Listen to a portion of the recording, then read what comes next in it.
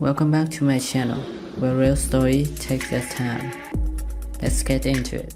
I'm Asher, I'm 28, and for most of my life, I've been the quiet one in my family, the kind of person who lets things slide to keep the peace. My mom used to call me the calm in the storm, which was her way of saying I was the one who didn't talk back while my older sister, Eliza, and my dad ran their mouths about everything and everyone. Growing up, our house was full of noise, arguments over who worked harder, who deserved more, who was grateful enough. I tried to tune it out, bury myself in school, in work, in anything that didn't involve walking on eggshells. But no matter how much I tried to distance myself, my family always had a way of pulling me back in, usually when they needed something. The story I'm about to tell doesn't start with a fight or some dramatic event.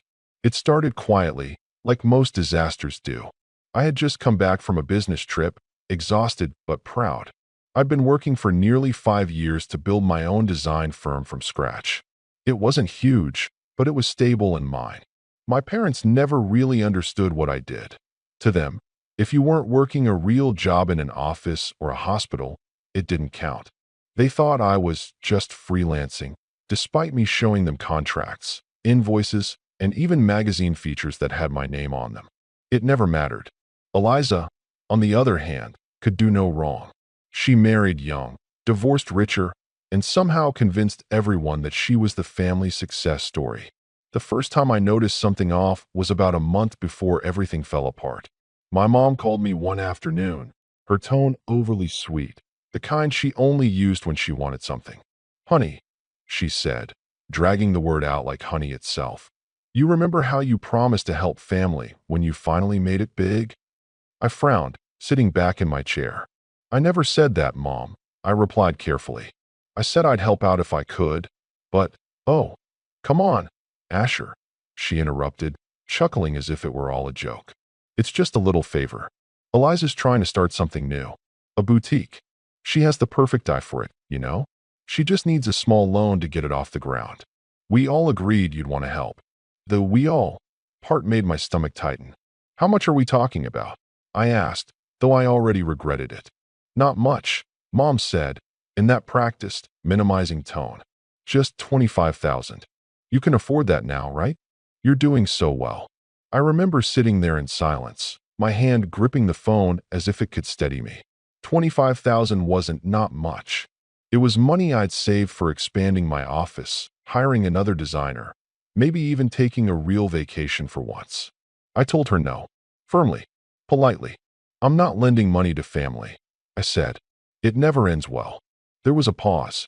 Then came the sigh, her famous disappointed sigh. "I just hope you remember this conversation when you need help one day," she said coldly before hanging up. That was the beginning of the tension. For the next few weeks, I noticed the small ways my family started pulling back. Mom stopped calling as often. Dad, who usually texted me about sports, went quiet. Even Eliza stopped liking my posts online, which sounds childish, but when your family treats social media as a scoreboard for affection, it stands out. I told myself it was fine. Maybe it was time to let the distance grow. Maybe peace meant silence. But peace, as I would soon learn, was never something my family could tolerate for long. 2 weeks later, I got an invitation. A formal one, white card, gold lettering, the whole thing. Family celebration dinner, it said, hosted by my parents at their house.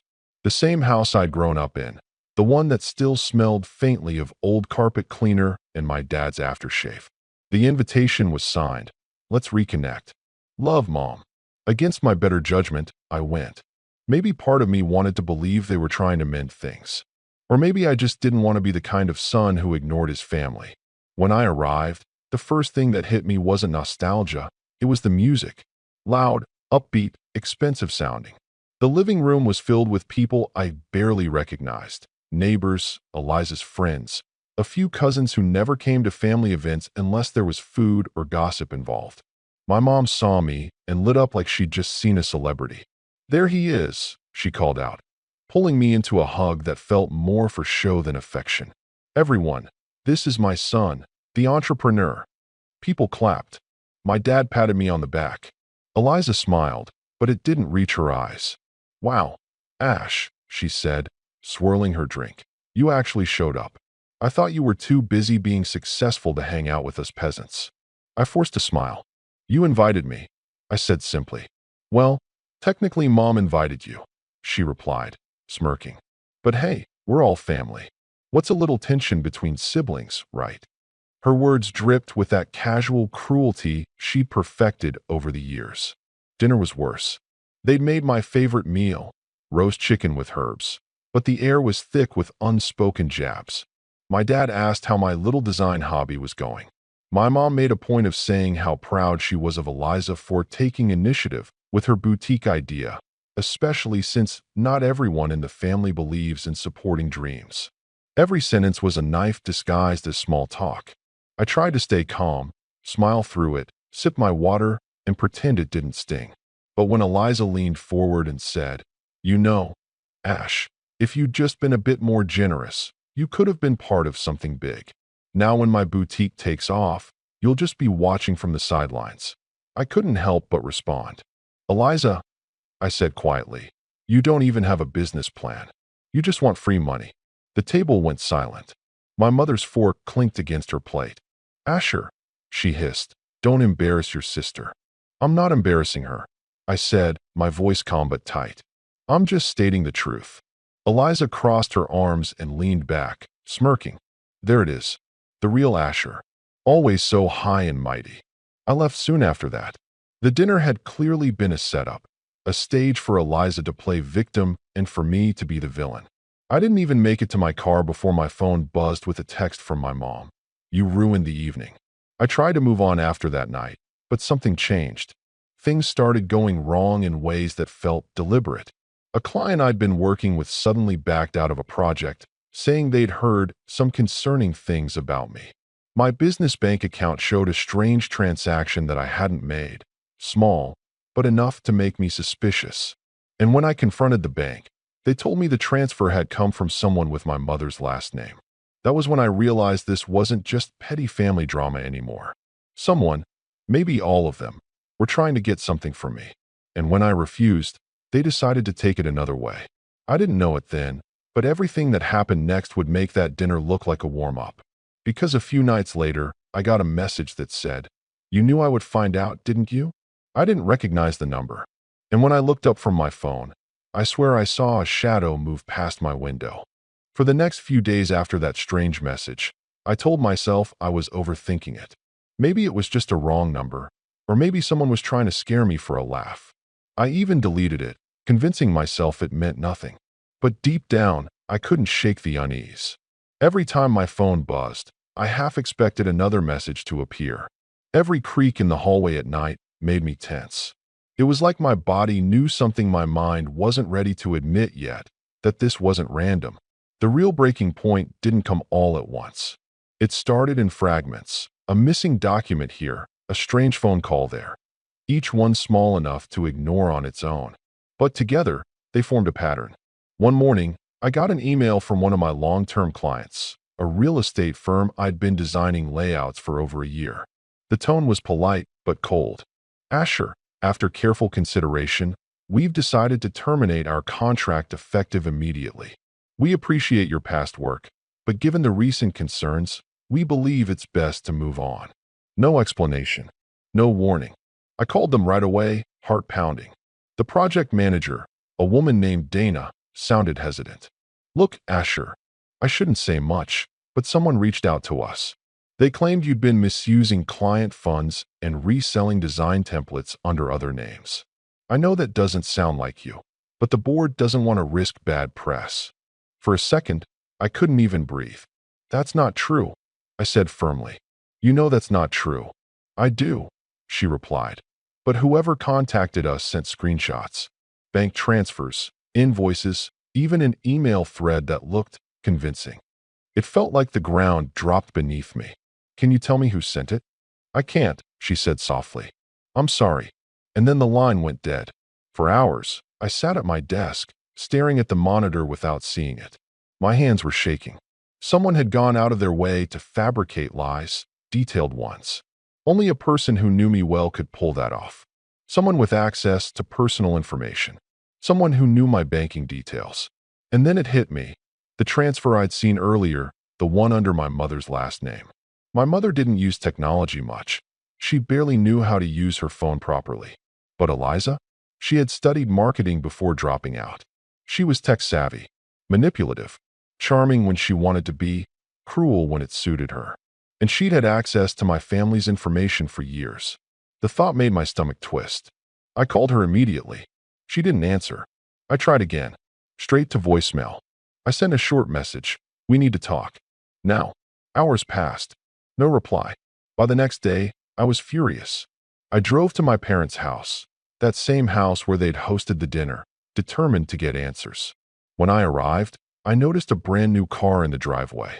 A luxury model. I knew neither of my parents could afford that. My chest tightened. Mom answered the door with a bright smile that didn't reach her eyes. Asher, what a surprise. You should have called first. I tried, I said coldly. Where's Eliza? Her expression flickered for a moment before settling back into false calm. She's out. What? Because someone sent forged documents to my clients, I said, stepping inside before she could block me. Someone with access to my financial information. And that person used our family name. Mom's lips tightened. You're accusing your sister of fraud now? Honestly, Asher, I don't know what's gotten into you lately. Ever since you got that company of yours, you've turned paranoid. Don't, I said quietly. Don't try to make me sound crazy. Just tell me, did you or Dad give Eliza access to anything with my name on it? A file, a password, a document. She folded her arms. Even if we did, she's family. We share things in this house. I laughed, a hollow sound. Share? You mean she takes whatever she wants, and you look the other way? Her expression hardened. Don't talk about your sister that way. She's been through a lot. I took a deep breath. I've been through a lot too, Mom. But I didn't drag anyone down with me. That's when she said it, the line that stuck with me for days afterward. Maybe you wouldn't have to worry so much if you just helped her when we asked. It was like the air left the room. I realized then that she knew. Maybe not the full extent, but enough. Enough to know that Eliza had done something behind my back and to justify it as family business. I left before I said something I couldn't take back. But inside, something broke. That quiet, tolerant part of me that had spent years letting them walk all over me. It finally cracked. 2 days later, I got another message. Same unknown number. You think you're so clever. But you knew I'd find out. Attached was a photo, my office door, taken from the outside. I felt my pulse in my ears. Someone had been there. That night, I couldn't sleep. Every sound made me flinch. Around midnight, I finally turned on the lights, sat at my desk, and opened my security footage. Nothing at first, until 11:47 p.m. A figure in a hooded jacket approached the building, tried the handle, then turned to face the camera for a split second. Even with the low quality, I recognized the shape of the jaw, the way she tilted her head. Eliza. The next morning, I went to confront her. I didn't tell anyone where I was going. I just drove straight to her apartment, my hands gripping the wheel tight enough to hurt. When she opened the door, she looked almost amused.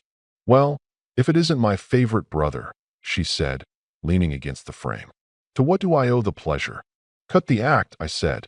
You've been sabotaging me. You forged documents, sent fake emails, and now you're showing up at my office in the middle of the night. What? Her expression shifted, just for a second. Surprise, maybe guilt, but then she smiled again. Oh, Asher, you always think everything revolves around you. Don't lie to me. She stepped closer, lowering her voice. You want the truth? Fine. You never helped us. You've been sitting on your money, acting like you're better than us. So yeah, I took something. Consider it payback. Payback. I repeated, my voice shaking. For what? For working hard? For not bailing you out of every bad decision? You think you're perfect, she snapped. You always have. Mom and Dad see it too. You think you're smarter than everyone, but you're not. You're just lucky. I stared at her, speechless. You destroyed my reputation because of jealousy? She crossed her arms, smiling coldly. You'll bounce back. You always do. Besides, it's not like you lost everything yet. That last word lingered like a threat. I left her apartment shaking with anger and disbelief. But as I drove home, That single word kept replaying in my head. Yet, that night, I got a call from my accountant. Asher, he said nervously, you need to check your business account right now. There's been a series of withdrawals over the last 48 hours. Large ones. When I opened my banking app, my blood ran cold. Tens of thousands were gone. I knew immediately who had done it. The next few days were chaos. My lawyer confirmed what I already suspected. The withdrawals had been made using forged authorization forms, and the signature matched mine almost perfectly. Whoever did it had studied my handwriting. Then came the worst blow. My parents refused to believe me. When I went to them, shaking, furious, demanding answers, my mom just sighed and said, Asher, I think you need help. You've always been so suspicious of Eliza. Maybe you should talk to someone about that. It was gaslighting, pure and simple. I felt like I was losing my mind. Everyone around me acted as if I was the problem, while Eliza played the innocent daughter, crying about how her brother hates her. I tried to stay composed, tried to focus on salvaging what I could of my business. But that's when the betrayal hit its peak. A close friend from work called me, voice trembling. Asher, I don't know how to say this, but someone's been spreading things about you online. They made a fake Reddit account using your name, posting stories about scamming clients. It's getting traction. I went numb. It was one thing to lose money, but this was a calculated attempt to destroy me completely. By then, I knew it wasn't just Eliza acting alone. She wasn't that careful. My parents were helping her, or at least covering for her. That night, I sat in my dark living room, scrolling through post after post about me. Angry clients that didn't exist, fake screenshots, people calling me a fraud. My entire reputation was unraveling in real time. I remember whispering to myself, they wouldn't go this far. But deep down, I knew they already had. And then came the moment that burned itself into my memory forever. It was 3 nights later. I was sitting in my office, trying to draft a statement for my clients, when I heard a faint sound, a creak, like someone opening the door downstairs. My building was locked. My assistant had left hours ago. I froze, listening. Footsteps. I stood, heart hammering, and turned toward the glass door that led to the hallway. Through the reflection, I saw a movement. And then a voice, soft, low, trembling. You knew I would find out, didn't you? It was Eliza. Her voice echoed through the quiet. Before I could even react, the door to my office slammed open. A second voice followed, deeper, colder, unfamiliar. We're here to take everything back. I froze in place, staring at the doorway as 2 figures stood there.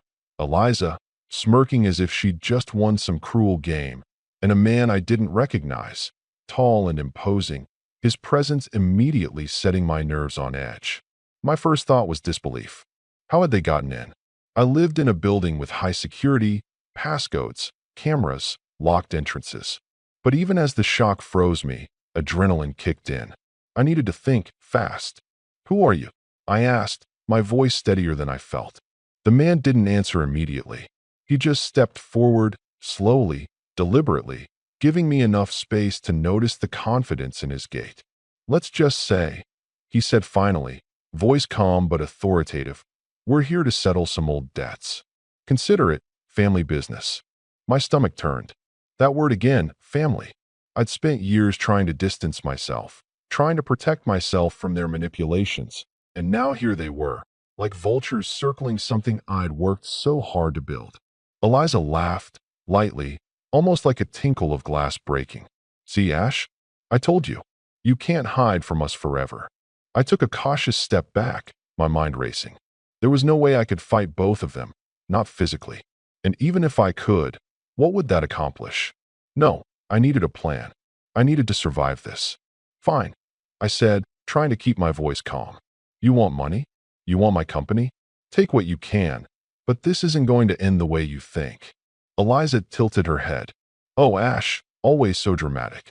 I'm not here for your money, at least, not entirely. I want you to see what happens when you push people too far. The man beside her finally spoke again. We've already done a lot of damage. It's time you feel it. And believe me, you will. Something inside me snapped, but not the kind that makes you fight blindly. No, this was different. I felt a cold clarity descend over me, like the storm inside my chest had finally settled into a sharp edge. I knew I couldn't let them break me. I wouldn't let them. That night, I barely slept. I went through every possible scenario in my head. How could they have gotten into my accounts, my systems, my life? How could they have orchestrated all of this so seamlessly? Every moment I thought I had control, they had been quietly dismantling it behind my back. I felt a mix of rage and despair. But somewhere underneath that, a small, stubborn ember of determination flickered. The next morning, I called in my lawyer and explained everything. The forged transfers, the online harassment, the break-in attempt. He didn't sugarcoat it. "Asher," he said, "you've been hit hard. They've thought this through, and you're going to need a strategy. But it's not over. Not by a long shot." That conversation was both a relief and a grim reminder. I had hit rock bottom. My finances were a mess. My business reputation had taken a hit. And yet, I still had my mind, my skills, my ability to fight back. I started rebuilding quietly. First, I secured my accounts, changed passwords, hired IT experts to fortify my systems. I reached out to clients individually, explaining the situation without exposing too much family drama. After all, I didn't want my business to suffer further. It took patience, tact, and a lot of late nights, but slowly, trust began to return. Meanwhile, I started working on my own edge, refining my designs, creating projects that were stronger, smarter, and more marketable than ever before. Every late night spent poring over layouts, every extra hour negotiating contracts, every call I made personally to reassure clients became part of my quiet revenge. Not a loud confrontation, but proof that I could survive, thrive, and grow stronger even when the people who were supposed to support me tried to tear me down. One evening, about 2 months after that fateful confrontation, I sat in my office reviewing a new proposal for a high-profile client. My phone buzzed with a notification. It was a message from a number I didn't recognize. "We underestimated you." "That's impressive." I froze for a second, then smiled. It wasn't a threat, it was an acknowledgement. They had seen that I wasn't broken. They had seen that despite all their sabotage, I had regained footing. Around the same time, I discovered something that would fuel my determination even more. A former associate of Eliza's, someone who had grown disillusioned with her manipulations, reached out to me anonymously. They confirmed much of what I suspected, that my sister had been working in tandem with our parents, using family connections and influence to sabotage me. But they also mentioned cracks in her alliances, mistakes she had made that I could use if I played my cards carefully. I realized then that this wasn't just about surviving anymore. This was about reclaiming control over my life and my work. About proving, not just to them, but to myself, that I was capable of far more than they had ever believed. I started documenting everything. Every email, every transaction, every message, every interaction. Each piece of evidence was another tool, another piece of armor against the chaos they had tried to create. And with each passing day, I felt my confidence return, slowly but steadily. The fear that had clutched my chest began to loosen its grip. I also began to reconnect with a few old friends, people who had always believed in me despite my family's whispers and manipulations. They became my support system, a quiet network of reassurance and advice. One of them even suggested bringing in a professional mediator, someone outside the family, to ensure that I had witnesses to everything moving forward. Then came a turning point. I secured a contract with a major client who had previously doubted me due to Eliza's false reports. They didn't just hire me. They commissioned me to design an entire marketing campaign for a launch that would be featured nationally. It wasn't just a financial win, it was a personal one. A validation that all the sabotage, all the gaslighting, all the emotional manipulation couldn't stop me. I started feeling a shift within myself. I wasn't just reacting anymore. I was proactive. I was planning. I was learning how to anticipate attacks and prevent them before they could hit. Each step I took was careful, deliberate, and calculated. I was building a fortress around my life, piece by piece. But despite the progress, the shadow of my family still lingered. I knew Eliza wasn't done. I knew my parents would never admit fault. And I knew that somewhere, they were watching, waiting for a moment to strike again. That knowledge was both terrifying and exhilarating. It meant that when the time came to confront them, I wouldn't be the same person they had tried to break. I'd be stronger, smarter, prepared. Late one night, I found myself looking at the city skyline from my office window, a glass of whiskey in hand, reflecting on everything that had happened. The destruction, the betrayal, the fear. It had been crushing, but it had also forced me to evolve. I realized that for the first time in my life, I was truly independent. Not just financially, but mentally, emotionally, strategically. And that's when the plan began to form in my mind. Not a reckless revenge, but a meticulous one. Something that would make them regret underestimating me. Something that would remind them that I was not the weak, compliant son they thought they could manipulate. I didn't know yet exactly how it would unfold, but I knew the path forward. Every call, every deal, every late night of strategy was part of it. I had hit rock bottom, yes, but from that depth, I was climbing. Slowly, deliberately, and with a purpose that burned hotter than anger. A purpose rooted in reclaiming my life, my reputation, and my sense of justice. Then, one morning, a package arrived at my office. It wasn't addressed formally. It was just my name, scrawled in handwriting that sent a chill down my spine. I opened it carefully, my pulse quickening. Inside was a small note and a USB drive. The note said simply, "You can try to rebuild, but remember, we know your secrets too." I held the drive in my hand, staring at it. My stomach twisted. My fingers itched to throw it across the room. But instead, I did something I hadn't done since this all began. I smiled. Because for the first time, I realized something important. This time, they weren't in control. Not really. I had fallen, yes. I had been pushed to the edge. But now I was rising. And when the time came, I would decide how this ended. From the night the USB arrived, things shifted from reactive to intentional.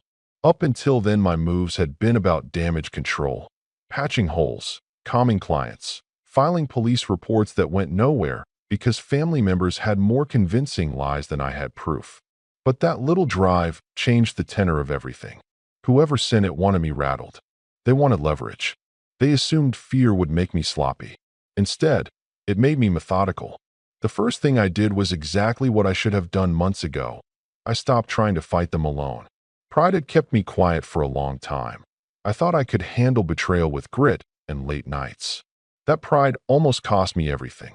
So I called the people who actually mattered, the ones with skills and nerve, not the ones who traded in manipulation and sentiment.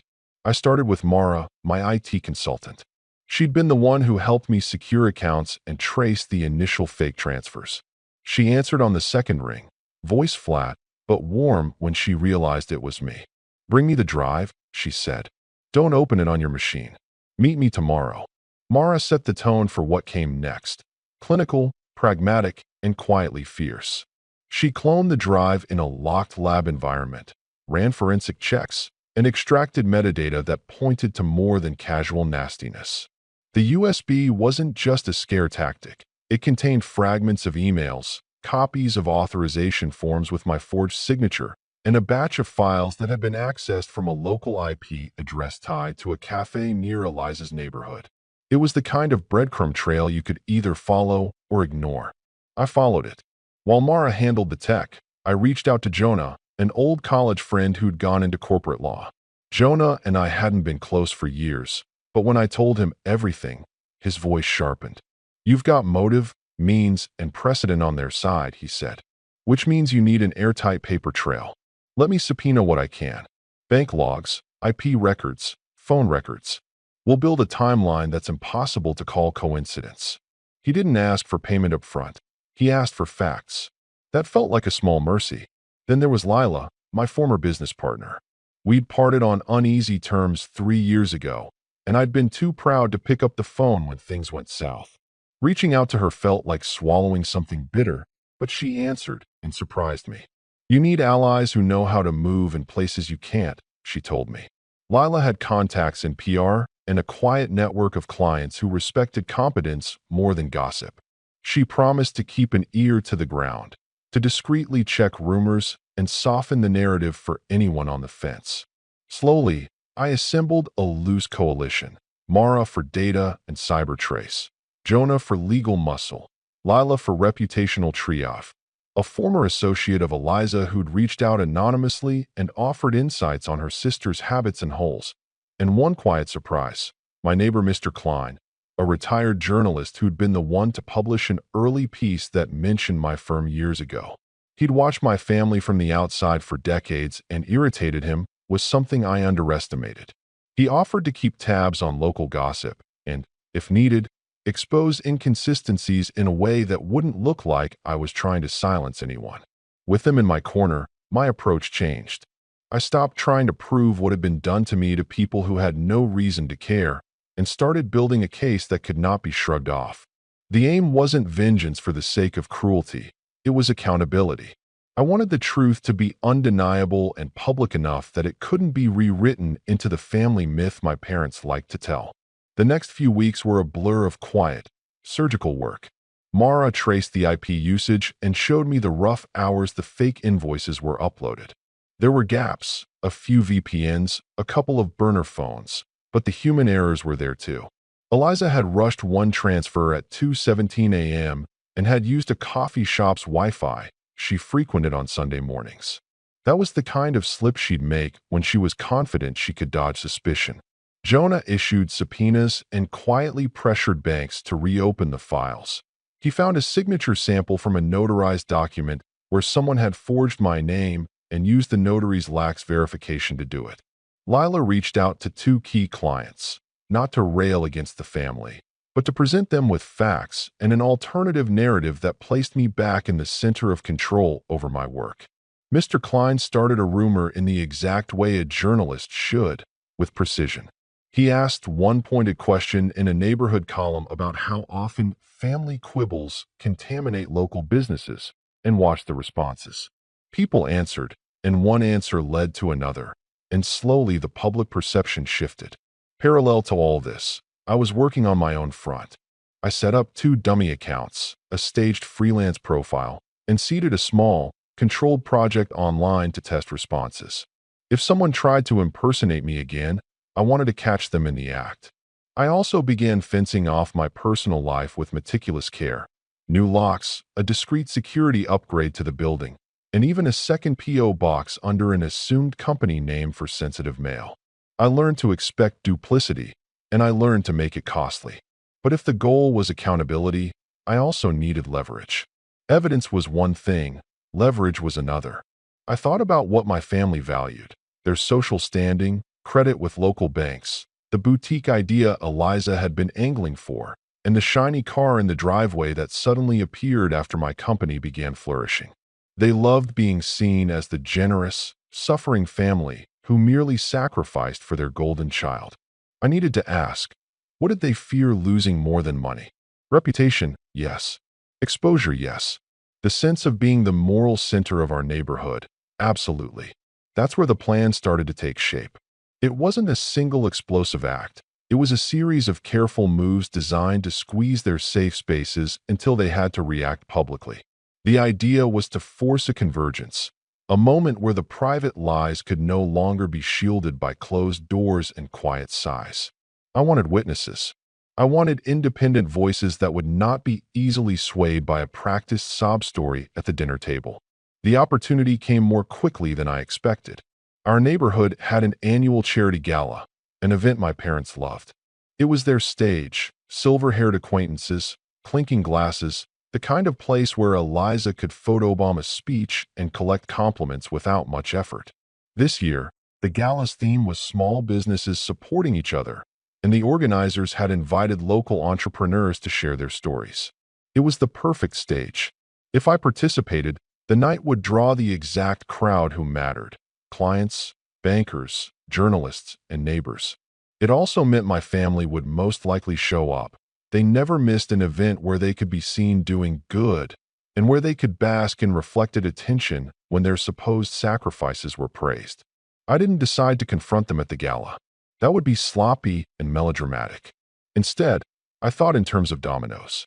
What if I could orchestrate a reveal that left no room for their usual spin?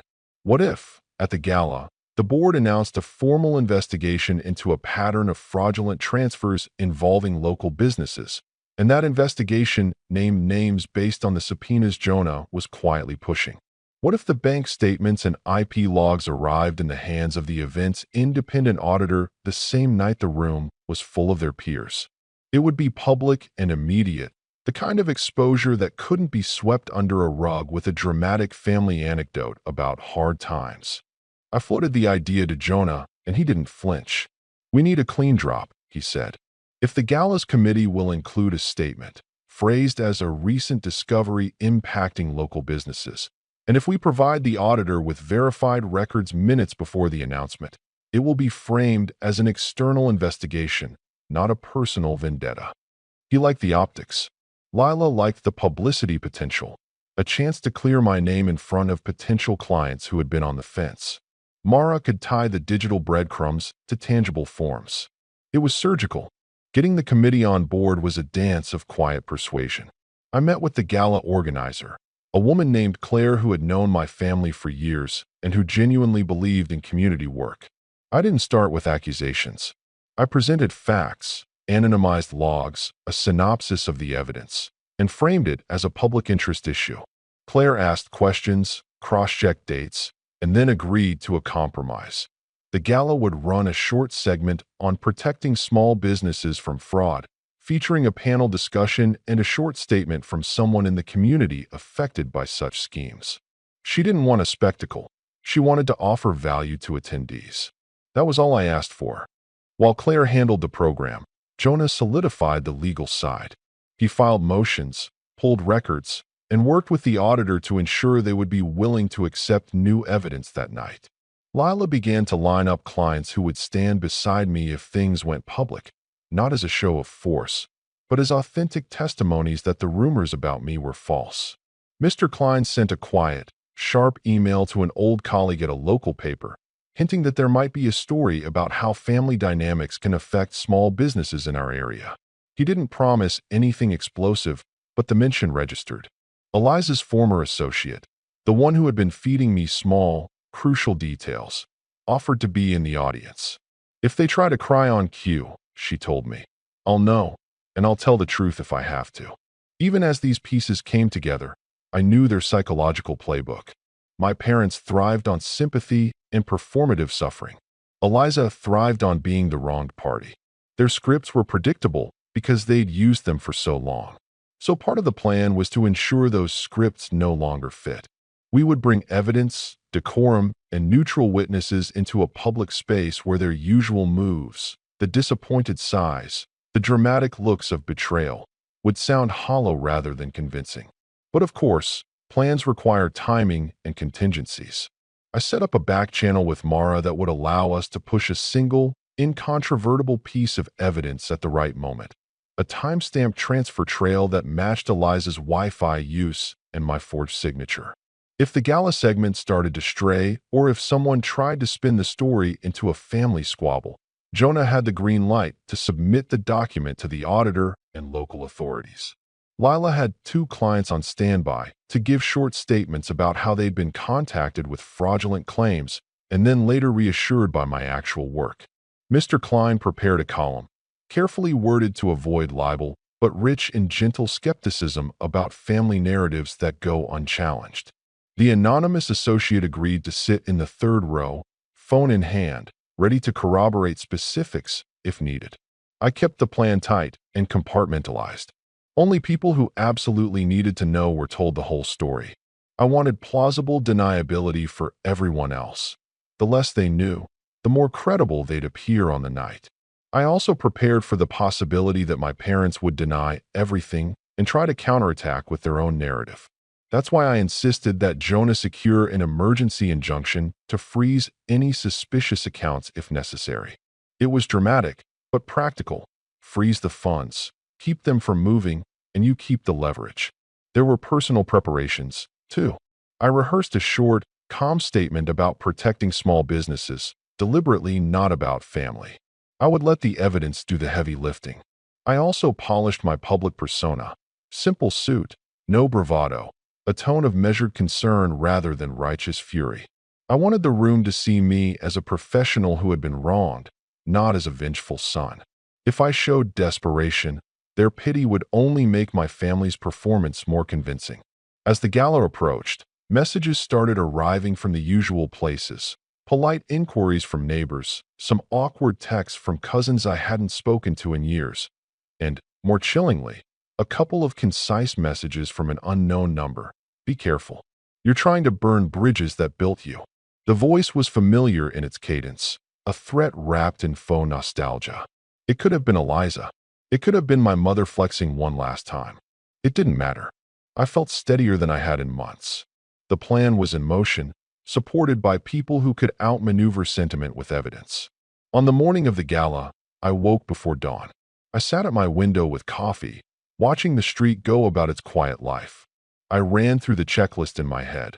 Mara had delivered the clean clones to the auditor and left them in a sealed envelope with documented chain of custody. Jonah had his legal team on call. Lila had the clients prepped to speak in neutral, factual terms. Mr. Klein's column had been queued for the evening. My neighbors had been briefed to avoid turning the night into a spectacle. Everything felt meticulous, careful, and inevitable. And yet, even with everything arranged, there was that old, gnawing question in the back of my mind. What if they refused to show? What if my parents decided not to attend the gala and instead deployed a softer, more social media-friendly attack that could be spun faster than we could present evidence? What if they chose silence and let the rumor mill continue, forcing me to keep chasing shadows? I realized then that plans are only as good as the moment you execute them. The difference between control and chaos is the courage to act when the stage is set. I'd spent months building a stage with people I trusted. I had the evidence, the audience, and a legal team that could move at the speed of courts if necessary. All that was left was to walk into the room and let the mechanisms I'd assembled take over. The gala's ballroom smelled faintly of roses and candle wax when I arrived that evening. People milled around, exchanging pleasantries. I felt a strange mix of nerves and clarity. I found Claire and gave her a subtle nod. She smiled and handed me the program card with the panel sequence. My pulse thudded in my throat as the lights dimmed and the MC stepped up to the podium. The room quieted. The night was supposed to be about community and prevention, about best practices and vigilance. It began that way. Speeches about digital security, a short documentary about small businesses and scams, and then the panel. I sat on the side, calm in appearance, while Jonah watched from the back with a legal pad. Lila sat beside me, her presence a steadying force. Mr. Klein was a few rows ahead, camera subtly positioned. When the panel wrapped, Claire stood to make a final announcement. "Before we close," she said, "there's pressing news regarding a local matter that affects many small businesses. We've been presented with documentation this evening that requires investigation." She held up an envelope, the one Mara had left. A murmur spread through the room. Heads turned. I felt my chest tighten in a different way than when fear ruled it. This was the tightening of readiness. At that exact moment, my phone buzzed with a single message from an unknown number. It read, "You won't be the one to decide how this ends." I looked up, and across the room the doors had swung open. My skin went cold, because in the doorway stood my mother, gloved hands clasped, Eliza at her side, and behind them, a man I didn't recognize. The same man who had been at my office the night they'd announced they were taking everything back. The air in the room changed. The murmur dimmed into a hush. And for the first time since this all began, everyone in the room seemed to feel the weight of what might come next. I simply sat there, the envelope heavy in Claire's hand, Jonah's eyes locked on mine, and the plan I'd spent months building reaching the threshold of execution. And then, before anyone could move, the man behind my family stepped forward and said into the quiet, "We're not here to make a scene. We're here to ensure the truth is returned to its rightful owners." I'll admit, when the man stepped forward and spoke those measured words, "We're not here to make a scene. We're here to ensure the truth is returned to its rightful owners." For a breathless second, I still felt the old panic crawl back. This was the exact kind of drama my family loved. A podium, an audience, the chance to turn everything into a story where they were the tragic heroes. But then Claire opened the envelope, and the room held its breath like ocean water suspended over a cliff. Inside were copies of bank logs, notarized authorizations, IP traces, and a clean report from Mara's lab showing metadata timestamps that lined up with the transactions and Eliza's Wi-Fi use. Jonah, unreadable as ever, rose and handed the auditor a sealed affidavit. He spoke slowly, without theatrics. These documents were obtained under subpoena. We are not accusing without foundation. We are presenting evidence that this is an organized scheme to defraud small businesses and misappropriate funds. We request the auditor and local authorities to begin a formal investigation. You could hear a pin drop. My parents' faces changed the way an actor's does when the cue for real emotion finally arrives.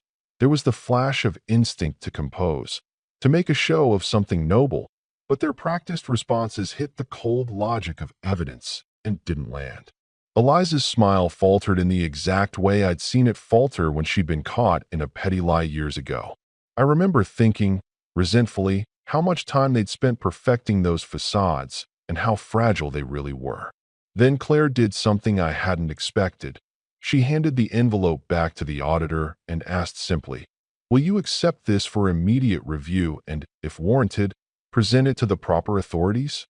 The auditor, a woman with the no-nonsense gaze of someone who'd seen 1,000 small claims and community squabbles, nodded. "Yes, we will begin our review tonight and submit our findings to law enforcement."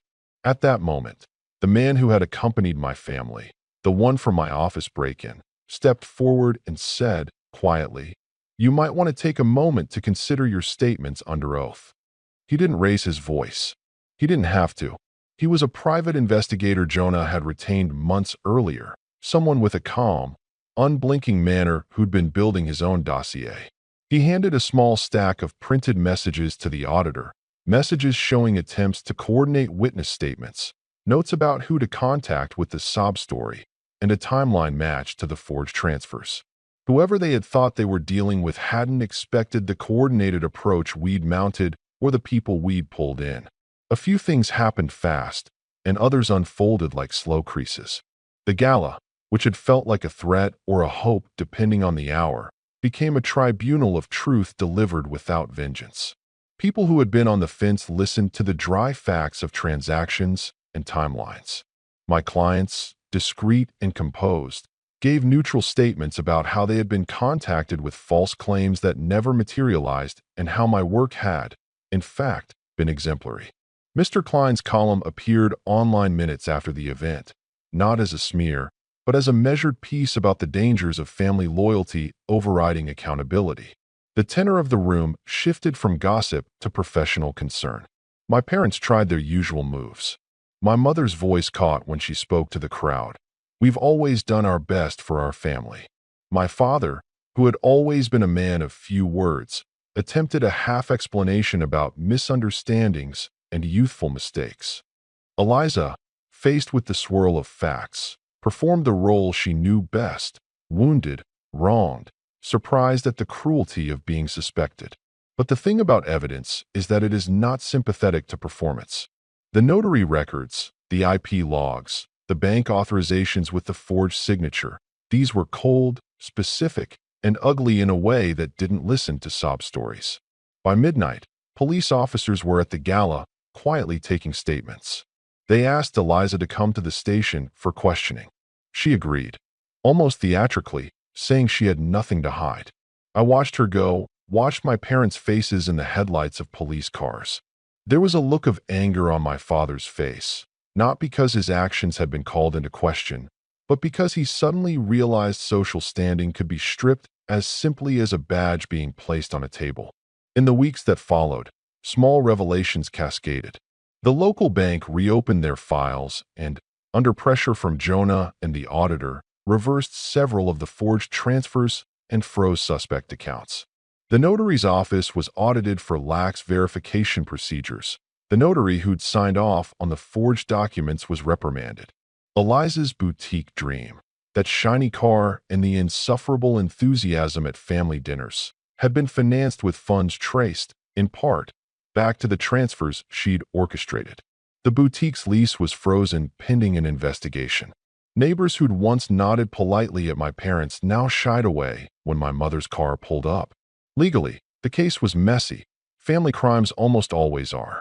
Emotions get tangled with evidence, and the law has a tendency to move in slow, deliberate steps.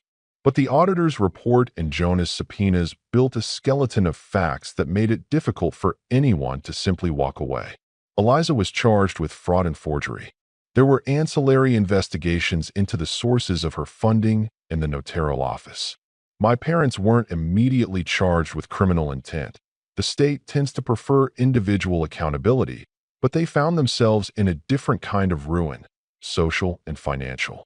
Once banks placed freezes and once neighbors saw news stories instead of dinner table narratives, the credit lines dried up. Invitations to community committees stopped arriving. People started to pull away. What I had wanted, from the beginning, was not simply their downfall. It would have been petty and empty to hope for that. What I wanted, and what I eventually admitted to myself, was restoration. I wanted clients to feel safe hiring me. I wanted the conversations that had once been behind the backs and under the breath to stop. I wanted my own sense of self-worth back, untethered to their approval. The truth was, punishment is hollow if it isn't followed by accountability and change. But change, for people like my parents and my sister, rarely comes as contrition. For them, change came as consequence. There were moments when the personal cost landed like a physical thing. My mother called me once, voice small and brittle. "Asher," she said, "we didn't mean for anyone to get hurt." I listened to her carefully. "Intent matters less than actions," I said at last. "You gave her the tools." She cried a little, a raw sound I'd never heard from her before. It did not make me forgive her. It made me sad for the person she used to be, someone who had perhaps once believed the right things before the habit of choosing her golden child rewired every decision. Eliza, in detention hearings, maintained an air of entitlement even as her future narrowed. She tried to frame her actions as rescue missions for the family, as if stealing from clients and forging signatures could be read as heroic sacrifice. The judge, a woman who had no patience for theatricality, did not find that persuasive. The sentencing was not immediate. That's not how courts work, but the damage to Eliza's social capital was irrevocable. Her friends uninvited her from events. The boutique's lease was terminated.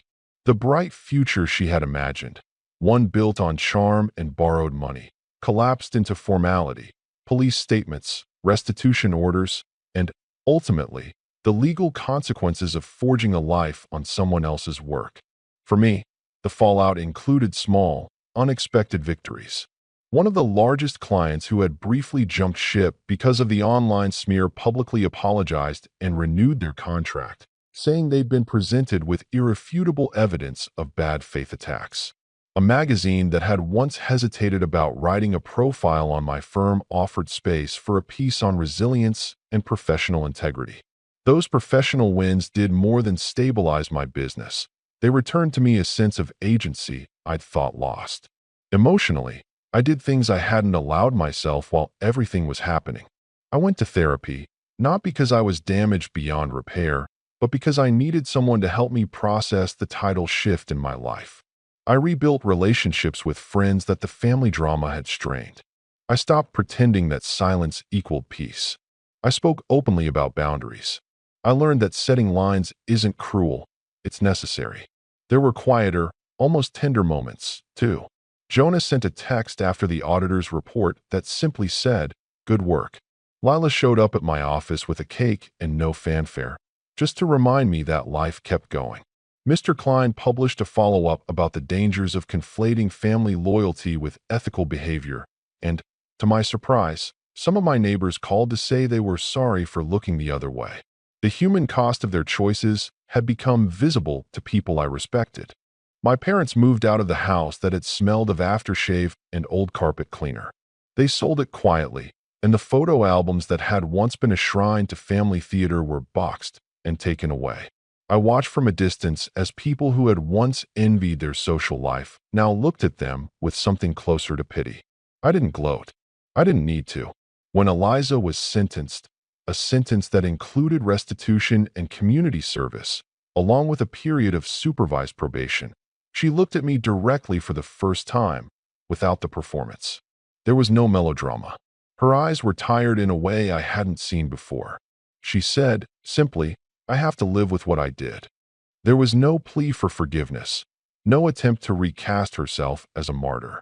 That was perhaps the only honest thing she said during the whole nightmare.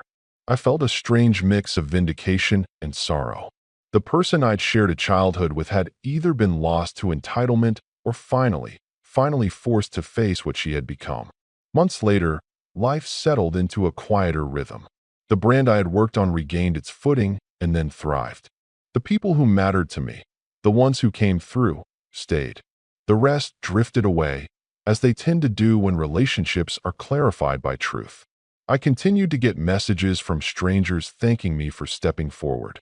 People who had been bullied by family members into silence and who found, in my experience, permission to set boundaries.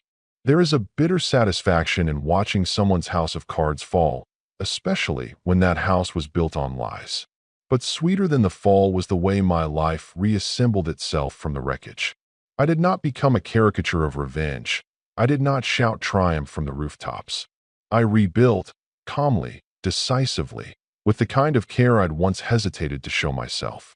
Where I might once have been ashamed to take up space, I now occupied it with purpose. One late afternoon, months after the gala, I walked past the boutique that never opened.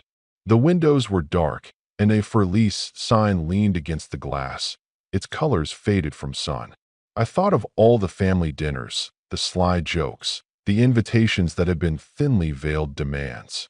I thought of the man who had stood in my doorway months ago, and the legal team who'd turned over stones until truth crawled free.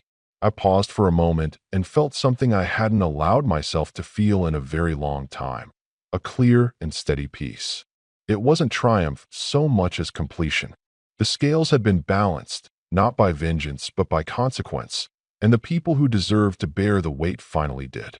Walking away from the dark storefront, I pulled out my phone and typed a short message to Jonah.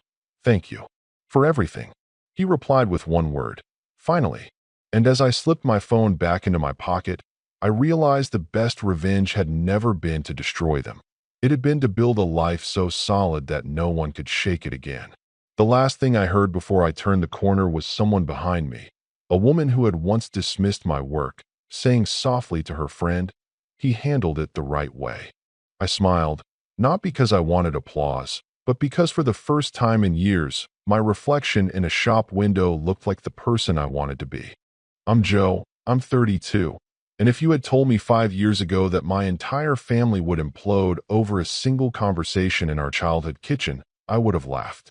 My family has always been dramatic, my mom in particular, but what happened that night went beyond drama. It was years of secrets, manipulation, and lies collapsing in one awful, almost cinematic moment. And the worst part? I didn't even see it coming. To explain how it got there, I have to start with what my family used to be, or at least what I thought we were. I grew up in a small town in Pennsylvania, the middle child between my older brother, Daniel, and my younger sister, Chloe. My dad passed away when I was 15, which left Mom in charge of everything. The bills, the house, the three of us. She always reminded us of that, how much she sacrificed for us. At the time, I believed it. She was strict, sure, but I thought that's just how moms were after losing their husbands. What I didn't realize back then was that control had become her way of coping, and her version of love was more like possession. Daniel was her favorite. She never said it out loud, but you could feel it in the air. He could crash her car, and she'd say, "He's just under stress." I could forget to mow the lawn, and it'd be, "You never do anything right." Chloe, the youngest, learned early on that staying quiet kept her out of trouble. She was sweet but nervous, like she was always waiting for something to explode. I used to protect her as much as I could, but as we got older, I moved out, and Mom's grip tightened on whoever was left. By the time I hit 30, I had built a decent life. I worked in IT, rented a nice apartment in Pittsburgh, and only saw my family during holidays. I kept my visits short. Mom had a way of turning every conversation into a guilt trip. If I didn't call for a week, she'd say things like, "I could be dead and you wouldn't even know." Or, "Daniel always finds time for his mother." That last one always hit a nerve. Daniel had taken over Dad's old workshop after college, and Mom practically worshipped him for it. He could do no wrong. I tried to ignore the favoritism, but it got harder when she started involving money. See, Dad left a small inheritance. Nothing crazy, but enough to help each of us start our lives. Mom handled it until we were responsible. Years later, Daniel somehow got access to his portion early to expand his business, while Chloe and I were told ours was still tied up in savings. Every time I asked about it, Mom brushed it off. "You wouldn't understand, Joe. Investments take time." I didn't push because, honestly, I didn't want to start another fight. Then, about a year ago, Chloe called me out of the blue. She rarely did that unless something was wrong. She sounded nervous, whispering like she was afraid someone might hear. "Joe," she said, "did Mom ever give you your share from Dad's will?" I told her no, and she went quiet for a long time before saying, "I think Daniel got all of it." I didn't want to believe her. Daniel and I didn't always get along, but I didn't think he'd steal from us. Still, Chloe wasn't the type to make things up. She told me she'd seen some old bank papers in Mom's office that mentioned a trust liquidation in Daniel's name. When she asked Mom about it, Mom got defensive, said she was confused and misreading private documents. That was the first real crack in the story I'd believed for years. The next time I visited home, I decided to bring it up. It was a Sunday afternoon, and Daniel was in the garage fixing something on his truck. Mom was at the kitchen table clipping coupons, the same way she always did. I sat across from her and tried to sound calm. "Mom, I wanted to ask you about Dad's inheritance." She froze mid-snip, but didn't look up. "What about it?" she said flatly. I told her what Chloe had seen. Her hands started to shake, but her tone stayed eerily steady. "You two need to stop gossiping about things you don't understand." I pressed again, asking why Daniel got his share, but we didn't. That's when she slammed the scissors down and snapped. "Because Daniel needed it. He's the only one who does anything with his life. You and Chloe just waste your time." That hit harder than I expected. I left not long after, with her voice still ringing in my ears. I didn't talk to her for 2 months after that. But then, around Thanksgiving, Daniel called me. "Mom's planning something," he said, sounding oddly tense. "She wants us all home for Christmas. Says it's important." I almost said no. I wasn't in the mood for one of her guilt-fueled family gatherings, but something in his voice made me pause. Daniel rarely sounded nervous about Mom. When Christmas came, I drove back down, mostly for Chloe's sake. She was still living at home, saving for grad school. When I arrived, Mom was different, too cheerful. She greeted me with this tight smile, almost like she was rehearsing being kind. The whole house smelled like cinnamon candles and roast beef, but under that was this strange tension I couldn't shake. Dinner started off normal enough. Daniel talked about some new deal he was working on. Mom bragged about how proud she was, and Chloe barely spoke. Then, about halfway through, Mom stood up and said she had a surprise. She disappeared into her office and came back holding a box of old papers. "I found something special while cleaning," she said. "Your father's old files." Daniel leaned forward immediately. "What files?" Mom smiled. "Just some things about the estate. I thought it'd be nice to look back." My stomach twisted. Chloe looked pale. I think both of us realized what was about to happen. Mom started pulling out papers, copies of the will, bank statements, all of it. She laid them out like it was some kind of family show and tell. "See here," she said, tapping one of the documents. "Your father wanted what was best for all of you. And that's exactly what I did." Daniel frowned, scanning the papers. His face started to lose color. "Wait," he said, his voice tight. These are from my account." He looked up at her, confused. "You've been hiding this from me all along." That's when I realized he didn't know either. He didn't know she'd manipulated all of us, even him. Before I could say anything, I heard footsteps behind me. I turned around and saw Mom at the door, standing perfectly still, her face lit by the soft yellow light from the hallway. She was smiling, this strange, almost satisfied smile. Then she said, quietly but clearly. Well, since you're all here. For a moment, no one said anything. The room was too quiet, except for the faint hum of the refrigerator and the ticking of the old clock above the stove. Mom's words hung in the air like smoke. Since you're all here, what did she mean by that? I looked at Chloe. Her face had gone completely still, eyes darting between Daniel and Mom. Mom stepped further into the room, the papers in her hand like a deck of cards she was about to deal. I think it's time, she said, her tone almost casual, that we talk about some truths. You've all been so suspicious lately, sneaking around my office, whispering behind my back. Her gaze landed on Chloe. You think I don't notice? I notice everything in this house. Chloe's lips parted, but no sound came out. I could tell she was fighting the urge to cry. Daniel looked tense, confused. Mom, he said carefully, what exactly are we talking about? She set the papers down on the table, smoothing them out with her fingers. Your father's estate, the house, the savings, the things that have apparently become such a fascination for you three. Because you lied to us, I said before I could stop myself. My voice came out sharper than I intended. You told us everything was locked away in savings. Chloe saw the paperwork. Daniel got his share years ago. You told her she was wrong. So which is it? Mom's smile faltered just slightly before returning, tighter now. You think you understand what it's like to manage a household after your husband dies? She snapped. You think money just organizes itself? I did what needed to be done. For all of you. That's not true, Chloe whispered. You did it for Daniel. Mom turned her head slowly toward her, and I swear the temperature in the room dropped 10 degrees. Excuse me. You always gave him everything, Chloe said, her voice trembling but steady. Dad's tools, the workshop, his car, the money, everything. And you told us we weren't responsible enough to handle anything. You made us feel like we were burdens. For a second, I saw something flicker across Mom's face. Guilt. Maybe, but then it hardened again. That's because you were children, she said. Daniel had ambition. He carried the family name forward. You two just existed. Daniel's jaw clenched. Mom, stop. Don't talk to them like that. Her eyes snapped to him, surprised. Oh, now you're defending them, she said with a bitter laugh. After everything I've done for you. What you've done, I said, was pit us against each other. You made us think we had to earn your approval. You manipulated us. Don't you dare use that word with me, she hissed. Her hands were shaking now, but not from weakness. This was fury. I kept this family together while you were off pretending you knew better. I worked. I paid bills. I gave Daniel a chance to succeed. By stealing from us, I interrupted. That did it.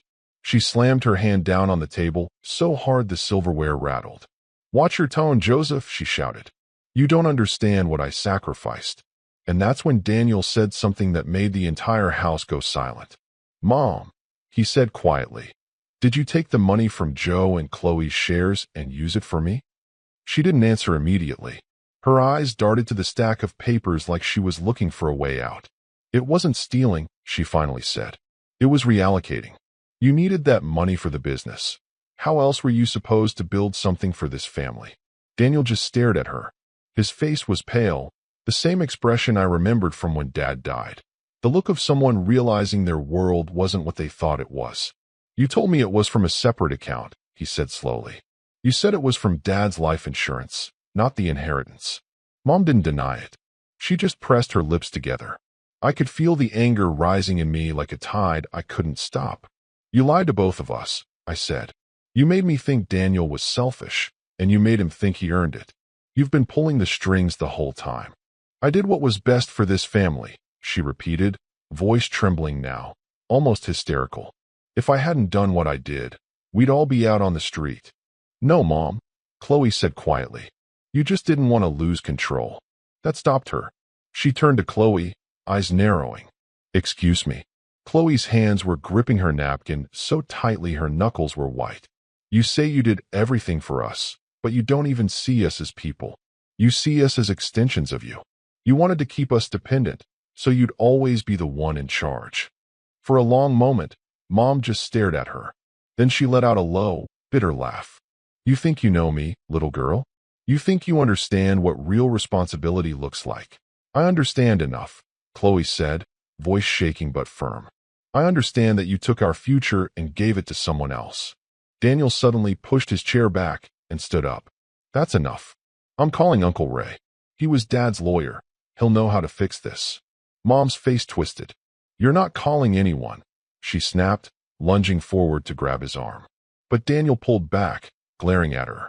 Why, Mom, he said. Why lie? You could have told us the truth. We could have worked it out. Her voice cracked. Because I knew you wouldn't understand, she said, her hands trembling. You would have left me like your father did. That sentence hit like a slap. What do you mean? I asked slowly. She froze. Chloe whispered, What do you mean like Dad did? The air in the room seemed to thicken. Mom looked at us, her mouth opening and closing like she couldn't decide whether to speak or not. Finally, she said, Your father didn't die in that accident the way you think he did. He left us before that. I felt my stomach drop. What are you talking about? She took a shaky breath. He was going to divorce me, she said quietly. He was tired of holding everything together. He said I was too controlling. Her tone dripped with bitterness. So I told him if he left, he'd lose everything.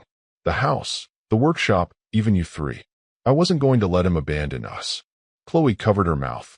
Daniel took a step back, eyes wide. Mom, what did you do? She shook her head quickly. Nothing. I didn't do anything. He had that crash a week later, and I lost everything. Everything.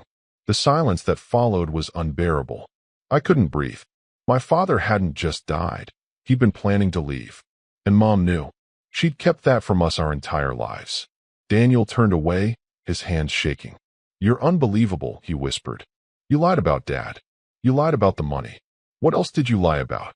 Mom's expression shifted from panic to coldness in an instant. Don't talk to me like that. I did what I had to.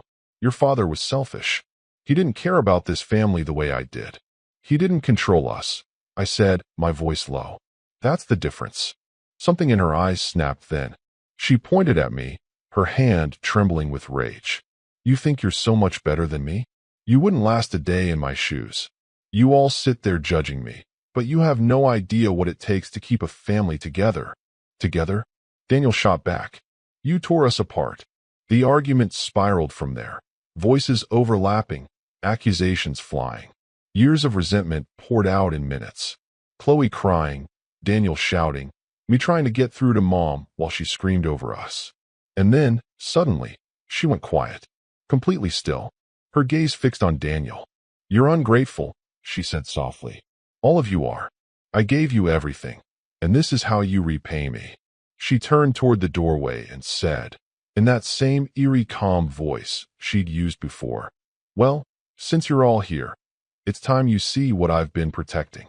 She walked toward her office, and something about the way she moved, slow, deliberate, like she'd been planning this, made the hair on my arm stand up.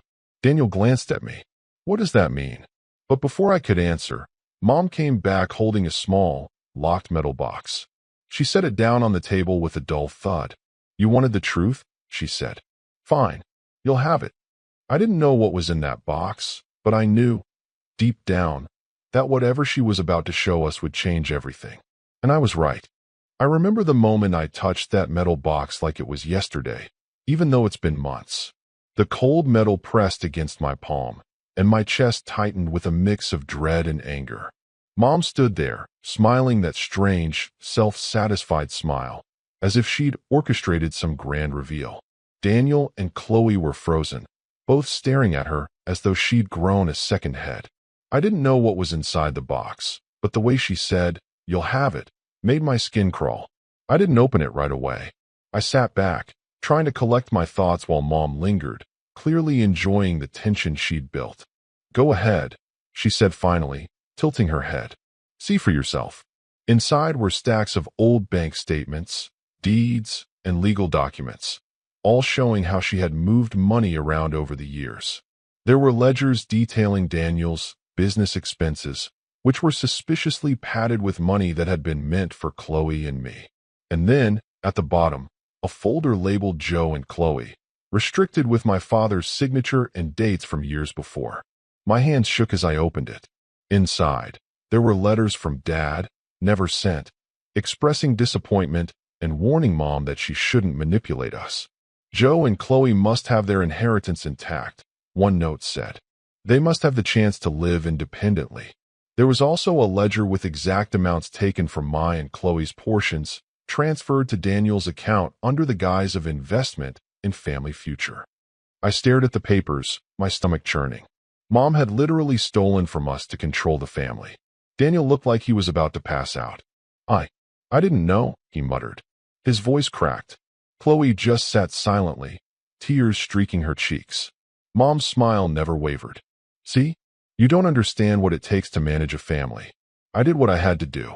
I slammed the box shut, shaking with fury. You didn't manage anything. You destroyed trust. You destroyed us. She shrugged. I gave you life. Don't thank me, just accept it. That night, I left. I didn't say goodbye to Mom. I barely looked at Daniel and Chloe. I drove through the quiet streets, gripping the steering wheel so tightly my knuckles went white. I couldn't believe I'd been living under the shadow of her manipulation for so long. Everything I thought I knew about my family, about fairness, about Mom's love, was a lie. I didn't go back to that house for weeks. Chloe called a few times, but she was still living there, trapped in Mom's fear. Daniel seemed to be avoiding me too, probably processing his own betrayal. I was angry, yes, but beneath the anger was this deep, hollow feeling, like my foundation had been pulled out from under me. I felt alone in a way I hadn't since Dad passed. It was at that lowest point, sitting in my empty apartment with a half-eaten pizza and a stack of unopened bills, that I realized something. I had spent so much of my life reacting to Mom, letting her control how I felt, how I lived, that I had never truly lived for myself. My career was stable but uninspired. My relationships were superficial because I was constantly wary of being manipulated or abandoned. If I stayed in that spiral, Mom would win, no matter what she'd done. So I started small. I got rid of old debts I'd been avoiding, set up new accounts that Mom couldn't access, and began researching investments, not just for money, but for independence. I signed up for online courses to sharpen my IT skills, expanding my freelance work into consulting. It wasn't overnight, but slowly, I began to feel the old spark of self-worth I hadn't realized I'd lost. I also started documenting everything. Every conversation, every suspicious email from Mom, every ledger or paper Daniel had access to. I wasn't sure what I would do with it yet, but I knew one day it would matter. For now, it was just about reclaiming my life. Chloe finally managed to move out a few months later. She got a small apartment near her grad school, and we started talking more openly. For the first time in years, we could discuss Mom without fear. Daniel, meanwhile, struggled with guilt.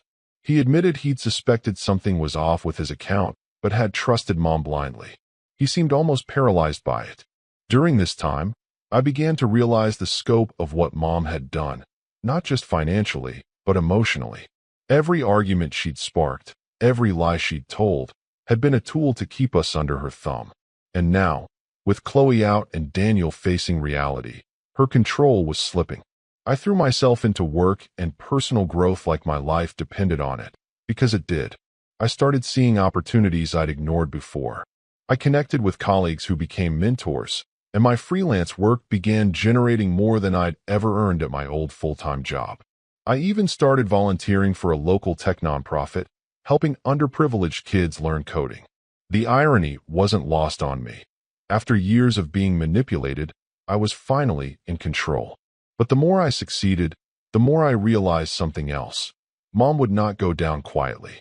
I started noticing little things, strange calls, vague emails, coincidental sightings near my office. She was testing me, trying to see if I'd fall back into her orbit. I didn't, but the knowledge that she was still scheming, still watching, made every victory feel incomplete. The tipping point came one evening when I received an unexpected email from Mom, carefully worded, filled with guilt-laced undertones about family, loyalty, and sacrifice. I only ever wanted what was best for all of you, it said. I hope you understand someday. I read it twice, then deleted it. Understanding wasn't the issue. I would never understand, because she had chosen manipulation over honesty. But I realized something crucial.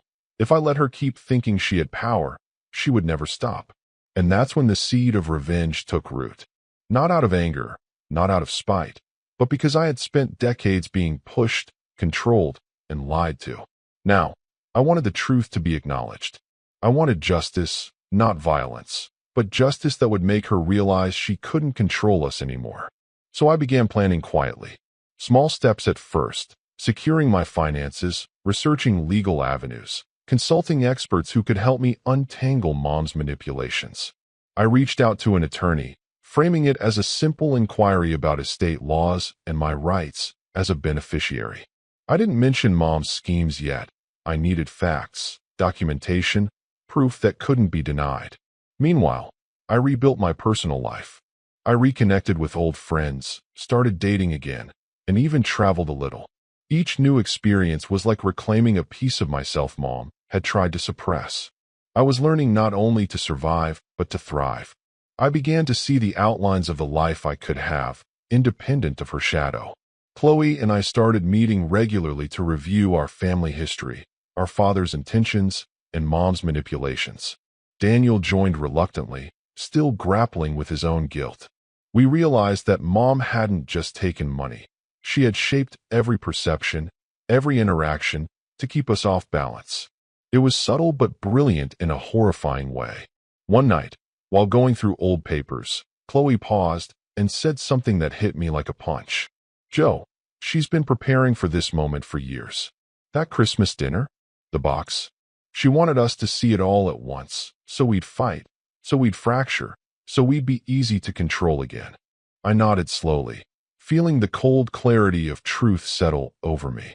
"She's been playing a long game," I said, "and we're only just beginning to understand it."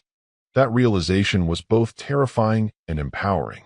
Terrifying because it reminded me that Mom's manipulations were far from over.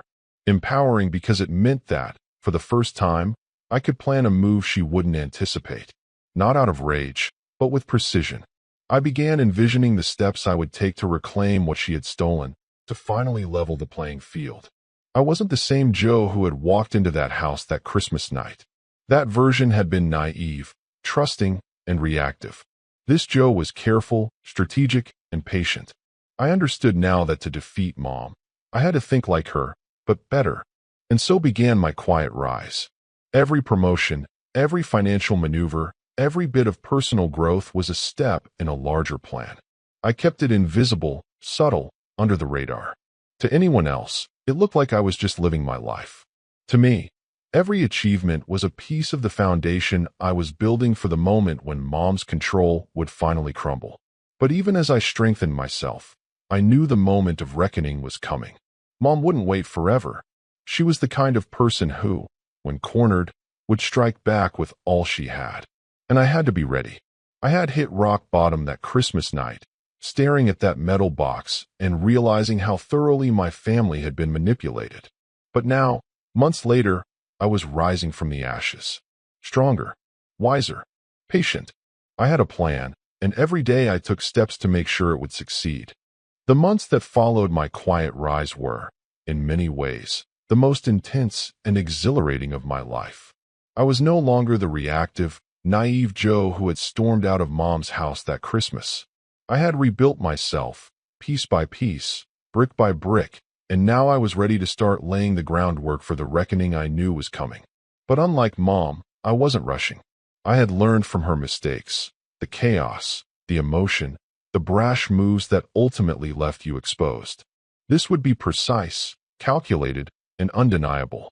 The first step was intelligence. I needed to know everything about Mom's current life, her finances, her network, her habits. Daniel had been useful here, though reluctantly.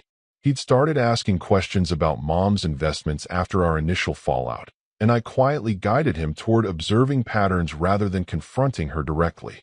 Chloe helped too. She was living independently now, free from Mom's immediate influence, and she had started noticing little inconsistencies in Mom's stories, small things she had previously shrugged off. Together, the three of us became a quiet investigative team, documenting everything. I began revisiting the metal box from that Christmas night. Each document, ledger, and note became a clue. I traced transfers, looked at old contracts, and even dug into Mom's current financial statements, which I obtained through careful research and discreet legal inquiries. I was methodical. Every phone call she made, every check she wrote, every investment she touted as for the family, I cross-checked it against records. I learned things I hadn't imagined. She had set up multiple trusts, hidden accounts under minor relatives' names, and even invested some of Daniel's money in speculative ventures she personally controlled. If one thing was clear, it was that she had been orchestrating the family's finances like a puppeteer for decades, and she still thought she could do it unnoticed. But I didn't just stop at finances. I needed to understand her psychology, her habits, her triggers, her weaknesses. She had a particular way of responding when she thought someone was doubting her competence, when she felt underappreciated, when her control was challenged.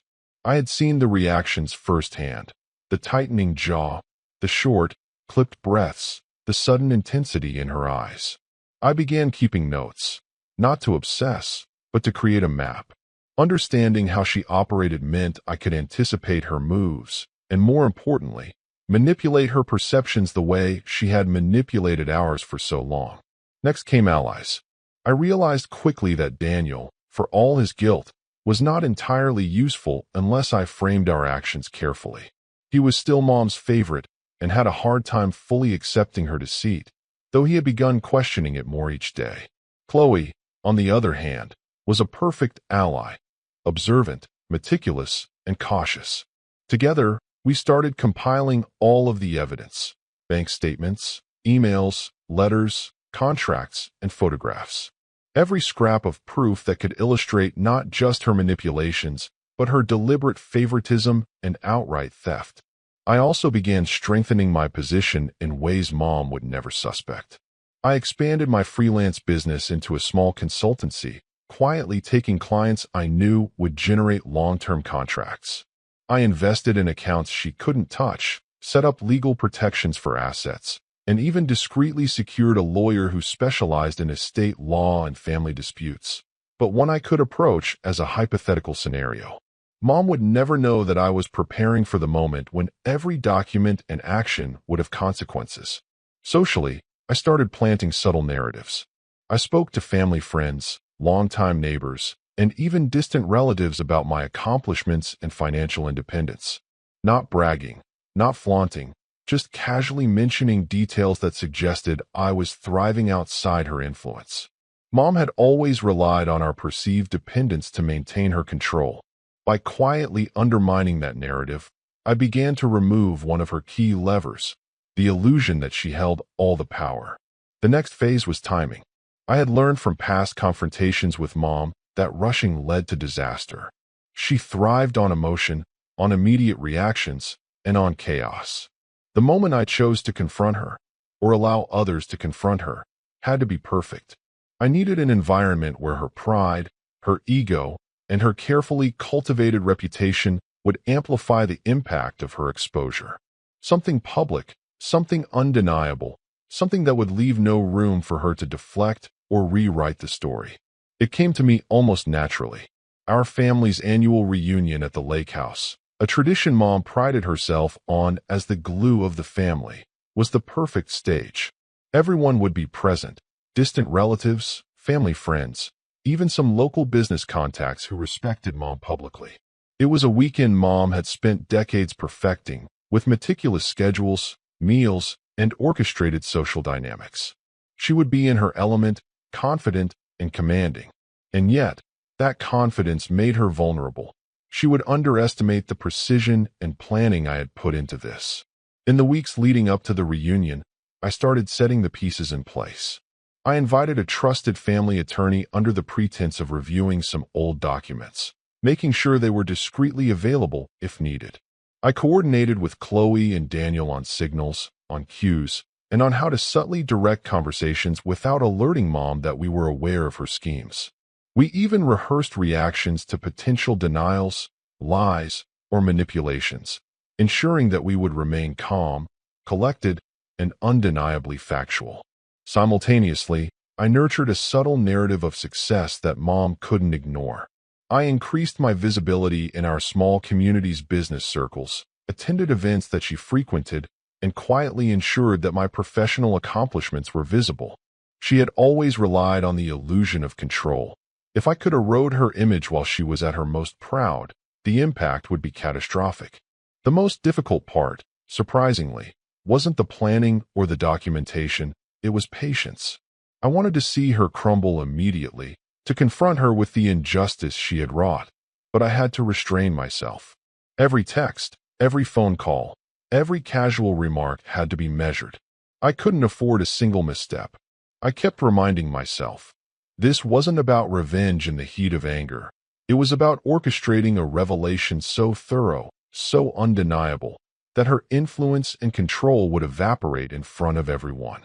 One evening, a week before the reunion, I sat in my apartment reviewing the final checklist. Documents were organized chronologically, highlighting every instance of favoritism, every financial misallocation, every lie. I had letters from Dad, ledger sheets, bank statements, and even witness statements from distant relatives who had noticed anomalies over the years. Chloe had organized visual aids, making the evidence easy to understand at a glance. Daniel was on board, though still uneasy. He had begun to fully grasp Mom's manipulations and was ready to support our approach. The adrenaline had begun to build. I wasn't scared, not really. I was exhilarated. After years of being trapped in Mom's orbit, I finally had the upper hand. And yet, a part of me remained cautious. Mom was clever. She had survived countless challenges before, always emerging with control intact. One false move, one miscalculated reveal, and the plan could backfire spectacularly. But I had the patience, the preparation, and the evidence.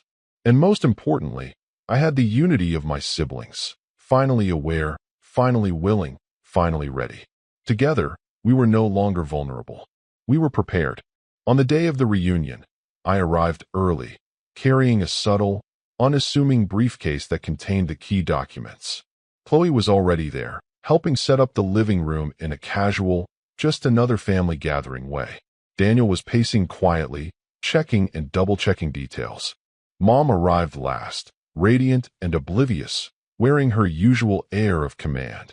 She greeted everyone warmly, unaware of the storm gathering quietly around her. As the evening unfolded, I maintained a calm, friendly demeanor. Conversations were casual, laughter filled the room, and Mom was in her element, sharing stories, directing activities, basking in the illusion of control. I watched her closely, noting how she interacted with everyone, how her pride radiated in her posture and speech. Every observation was fuel for the next step. Then, as planned, the moment approached. A subtle question from a distant cousin about family finances opened the door. Mom started answering confidently, as she always did, weaving her narrative of sacrifice and control. I waited, patiently. Chloe and Daniel knew the signal. And I knew, finally, that the time was almost right. The storm was coming. Mom had built her empire of lies over decades, but the foundation was brittle. And when the first domino fell, there would be no stopping the cascade. I could feel my heart rate quicken, but my hands remained steady. Every piece was in place, every ally aware, every document ready. The control she had clung to for so long was about to slip through her fingers, and there was nothing she could do to stop it. The morning of the reunion, everything felt almost too calm. I arrived at the lake house before anyone else, the early sun reflecting off the water and casting a quiet, deceptive serenity across the property. I carried the briefcase with me like it was a normal piece of luggage, but inside it was the culmination of months of planning. Bank statements, letters from Dad, ledgers, photographs, and every piece of evidence Mom had tried so desperately to hide. This wasn't a moment for emotion, it was a moment for precision. Chloe and Daniel arrived shortly after, both tense but composed. Chloe had set up the living room so it looked casual. Family photos, snacks on the table, candles on the mantel. Everything normal. Mom arrived last, radiant as always, wearing the same air of authority she had cultivated for decades. She greeted everyone warmly, unaware that the entire dynamic of the room had already shifted. The reunion started like any other. Laughter, small talk, anecdotes about past holidays. Mom took the lead in orchestrating activities, moving from conversation to conversation with her practiced charm. I watched her carefully, noting every interaction, every flicker of pride or satisfaction. She had no idea that the evening would not end in her favor. The trigger came quietly. A distant cousin asked, almost casually, "So, how are the family finances looking these days? I remember Dad used to leave you all some savings." Mom's eyes lit up. She leaned forward eagerly, ready to spin her story, to remind everyone how much she had sacrificed and managed for us. This was perfect. I waited, patient, letting her weave her narrative, letting her pride build the walls she was about to crash into. When she finished, smiling at the room, I stood. My hands were calm, my voice steady. "Mom," I said, "I think it's time everyone saw exactly what's been going on." I set the briefcase down and opened it, spreading the documents across the table. The papers were carefully organized. First the letters from Dad, then the ledgers showing her diversion of funds, then the photographs and bank statements tying everything together. The room went quiet, the only sound the gentle lapping of water outside. Mom froze, her smile faltering. "Joe, what is this?" she asked, her voice trembling. A crack in her armor I had waited years to see. I looked at her evenly. "This is everything. Every lie, every manipulation, every time you redirected money that belonged to Chloe and me to Daniel's account. Every time you convinced us we were unworthy or incapable. Every letter Dad wrote, warning you not to manipulate us. And now, everyone here can see it too."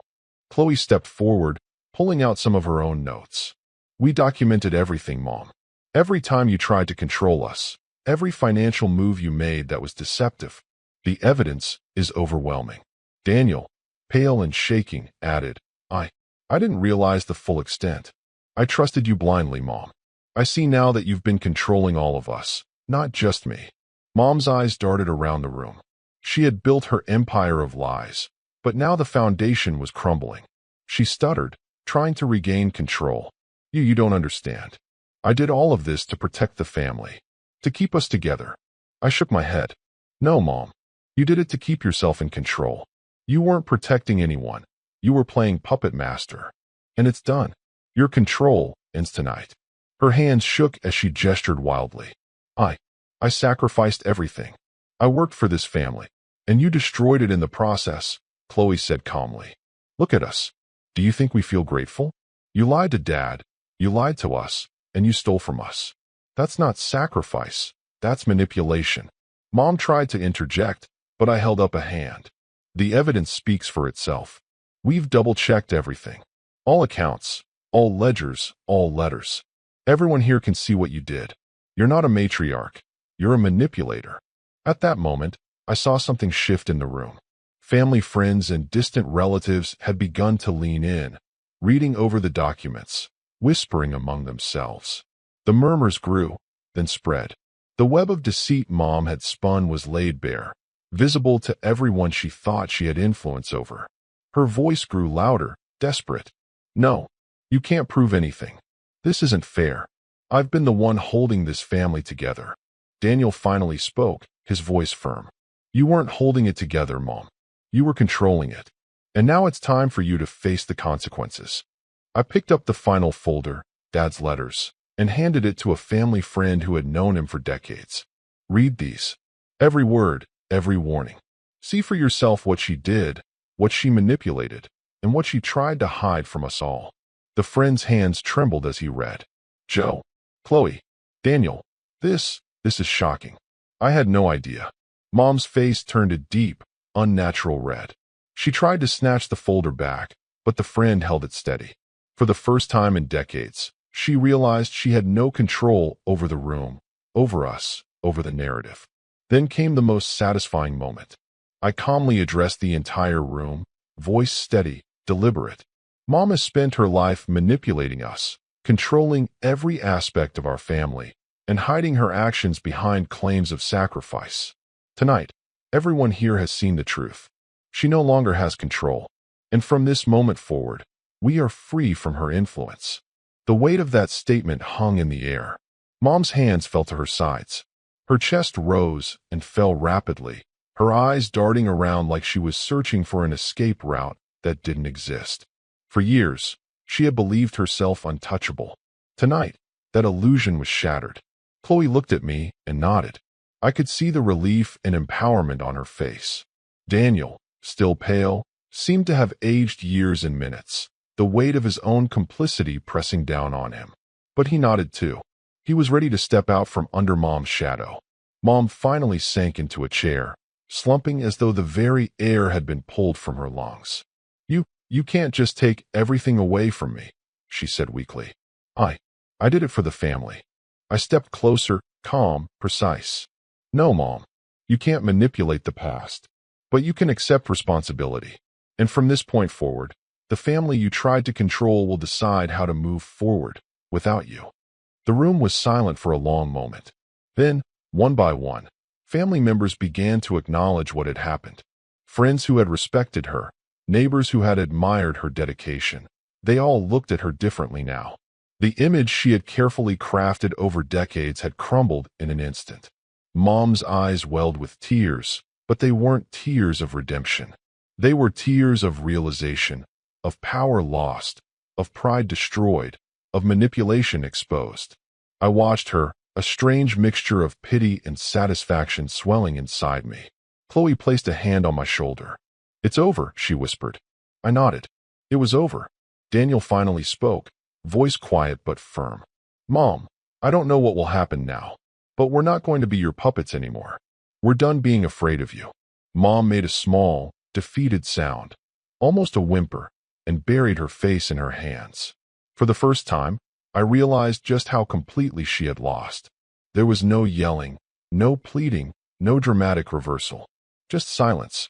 Just the acknowledgement that her power was gone. I looked around the room at everyone who had witnessed the revelation. The friends, the relatives, Chloe, Daniel. The atmosphere had shifted. No more fear. No more manipulation. No more lies. We had taken back the narrative, the control, and the dignity that Mom had tried to steal. I closed the briefcase, feeling the weight of all those months of planning settle into a quiet satisfaction. This wasn't about vengeance in the traditional sense. It was about truth, clarity, and finally reclaiming the life and family that had been overshadowed for so long. Mom looked up at me once, her eyes searching, perhaps for a hint of forgiveness, a sign that this could be undone. I shook my head gently. "There's no undoing it," I said, "only moving forward. And from now on, the family moves forward without lies." She slumped back, silent, and for the first time in decades, the room felt free. Not just Chloe and Daniel and me, but everyone who had once been subject to her control. The tension that had hung over the family for years dissipated, replaced with clarity and resolve. I glanced at Chloe and Daniel, and for a moment, I allowed myself a small smile. It had taken patience, strategy, and courage, but the moment had come. The empire of lies was gone, and in its place stood truth, integrity, and freedom. And as I looked at Mom, finally defeated, I realized something profound. Power taken by manipulation is always temporary, and the family that rebuilds itself on honesty and strength, that lasts forever. For the first time in my life, I felt completely free, and I knew, without a doubt, that this was only the beginning of a better life, one we would build on our own terms, untangled from the shadows of her control. The empire of lies had fallen, and we were standing tall in its place. The chapter was closed.